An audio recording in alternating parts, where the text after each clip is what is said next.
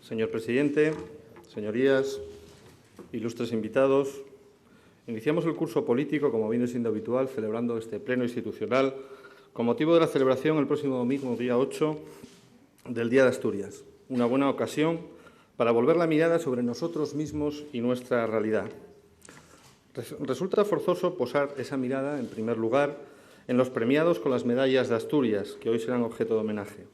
A todos ellos, en nombre de mi grupo, nuestro agradecimiento por su tarea de años y las más sinceras felicitaciones por ese merecido reconocimiento. El espejo donde todos debemos mirarnos. Buscando una característica común a entidades y personas tan dispares, he reparado que si algo los une a todos ellos es precisamente su capacidad de trascender su propia realidad, su capacidad para elevar la mirada por encima del individualismo, para romper fronteras y abrir caminos, sea en el campo de la empresa, de la educación, de la literatura o de los servicios sociales. Y también su vocación por buscar el espacio común, su preocupación por los otros. Dos características que hoy resultan más necesarias que nunca. En definitiva, son un magnífico ejemplo de ciudadanía, una ciudadanía que exige un espacio público de preocupaciones y debate. Pero espacio público que hoy se encuentra amenazado de ruina. Nadie cuestiona hoy ya que la crisis que atravesamos no es solo una crisis económica más o menos grave y más o menos coyuntural, sino que es una crisis de todo un sistema político que ha infectado decididamente a las instituciones democráticas. Hay quien cree que con los sobrevalorados datos económicos conocidos estos días estamos en disposición de lanzar las campanas al vuelo y certificar, si no el fin de la crisis, la luz al final del túnel. Creo que quien así se manifieste es un ignorante, un hipócrita o carece de la más mínima conciencia social o quizá las tres cosas a la vez. Porque si hoy algo resulta evidente es que sin una profunda reforma de nuestras instituciones políticas y sea cual sea el cuadro macroeconómico, caminaremos irremediablemente hacia una sociedad más injusta, más desigual y menos democrática. Por eso, quien crea que el funcionamiento de las instituciones políticas no influye en la marcha de la economía, desconoce todo de nuestra compleja sociedad moderna. Mientras en nuestras instituciones y gobiernos se imponía cada vez más el particularismo, mientras desmembrábamos el poder del Estado y se imponían los intereses territoriales a los intereses generales, en el mundo económico se recorría el camino inverso, con procesos de concentración de poder que anulan la capacidad del más mínimo control sobre sus decisiones por parte de los gobiernos. Desgraciadamente, el anuncio en el día de ayer del cierre de la fábrica de Tenneco en Gijón, con el posible despido de casi 200 trabajadores, que esperamos no se concrete y a los que desde aquí mandamos toda nuestra solidaridad y apoyo, es el último ejemplo de este proceso, un proceso que hemos conocido en esta región con otras empresas similares como Suzuki o General Dynamics. Por eso urge construir instituciones más fuertes, capaces de confrontar con estos poderes económicos ajenos a cualquier control. Y también resulta urgente una política económica e industrial que establezca prioridades muy distintas. Unas prioridades en las que tienen que estar, en primer lugar, el refuerzo de las pequeñas y medianas empresas, las que viven vinculadas al territorio, por algo más que el puro interés especulativo, esas que nunca se deslocalizan. Pero junto al cambio en las prioridades y el reforzamiento de las instituciones políticas, su profunda reforma, como les decía, es ineludible, porque la crisis más grave que hoy tenemos que afrontar es, sin duda, la crisis de credibilidad hacia la política y hacia nosotros, los políticos, que hoy se extiende imparable por la sociedad. Ese bien imprescindible para respirar en democracia, que es la credibilidad, se ha perdido. Y se ha perdido tras décadas de ejercicio irresponsable del poder. Hoy los ciudadanos nos perciben a los políticos como los miembros de un exclusivo club en el que casi todo está permitido, donde conductas que ofenderían en el ámbito privado están permitidas y solo tras pasar de forma muy notoria la frontera del Código Penal puede,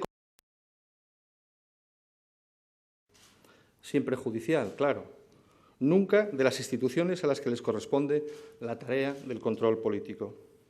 Se ha fracturado, por lo tanto, el contrato social y el pacto de mutua confianza entre gobernantes y gobernados, entre los ciudadanos y sus representantes. el pacto por el que aquellos ceden el poder en la confianza de que éste se ejercerá en defensa del bien común, del interés general y no en beneficio propio. Y como la historia enseña, esta ruptura es solo la antesala de la fractura del propio sistema democrático. Por eso urge recuperar ese pacto, urge restaurar la credibilidad de políticos e instituciones, y esto solo será posible si acometemos una decidida tarea de devolución de parte de ese poder a los ciudadanos. Ciudadanos que tienen que ver cómo su decisión, su voto, tiene verdadero reflejo en las instituciones y no que queda exclusivamente en manos de las oligarquías de los partidos que lo usan a su antojo durante 4 años sin ninguna capacidad de control o intervención por su parte. En Asturias tenemos iniciadas reformas que buscan esa devolución de poder a los ciudadanos, que pretenden mejorar la capacidad de control sobre sus representantes. Y creo, con toda humildad y sencillez, que tenemos una oportunidad histórica para ponernos a la cabeza de las reformas que, sin duda, acabarán llegando a toda España. Porque no me cabe ninguna duda de que cuando algo es necesario, termina siendo posible. Hace hoy un año mencionaba en esta tribuna a los liberales asturianos que tanta importancia tuvieron en los trabajos de las Cortes de Cádiz que cristalizaron en la Constitución de 1812. Se cumplían 200 años de esa contribución esencial desde Asturias a la construcción del moderno Estado español. El año que viene será también el aniversario de otra generación de intelectuales españoles comprometidos con su tiempo.